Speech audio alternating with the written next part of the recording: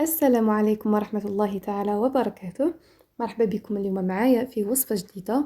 اليوم جيتكم بوصفة تاع لي كراكلي دو سيترون اللي هما مشقق تاع الليم، بزاف ساهل وبنين ويوجد تمتم مليح ديروه للقهوة تاع العشية.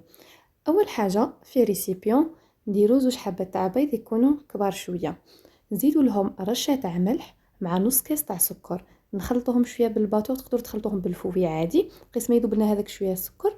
ومن بعديها نزيدو لها نصف كاس تاع زيت، ونعصروا زوج حبات قارص يكونوا شويه كبار، ونزيدو نخلطوهم معاه.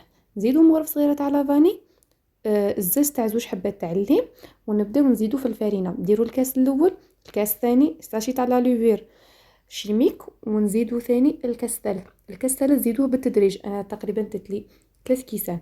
هنايا حتى تحصلوا على عجينه تكون تتلاصق، خلوها تتلاصق، هذا هو السر باش تتشقق لكم من الفوق صح. ومن بعد غطوها وخلوها في الفريجيدير تريح واحد نص ساعه هكا ولا.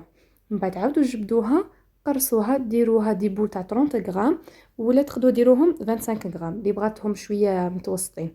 30 غرام يجوا هكا شويه كبار ولا باس عليهم.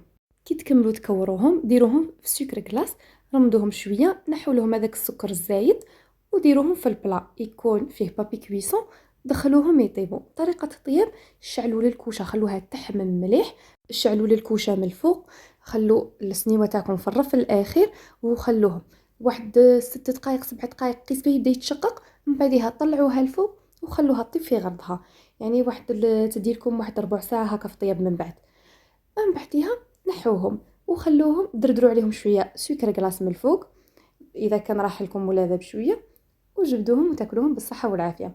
بزاف بنين ساهل، يوجد تمتم ويجي من الفوق كروستيون ومن الداخل يجي طري. ننصحكم تجربوه. وثاني حاجه اخرى اللي حبت مثلا تعزز شغل لا كولور ديك الصفرة تاع الليم، تقدروا تزيدوا مغرف صغيره تاع كركم، ما غاديش يبان الكو تاعها، ولا شويه ديال زعفران. هذا مكان، ونتمنى تعجبكم الوصفة، والسلام عليكم.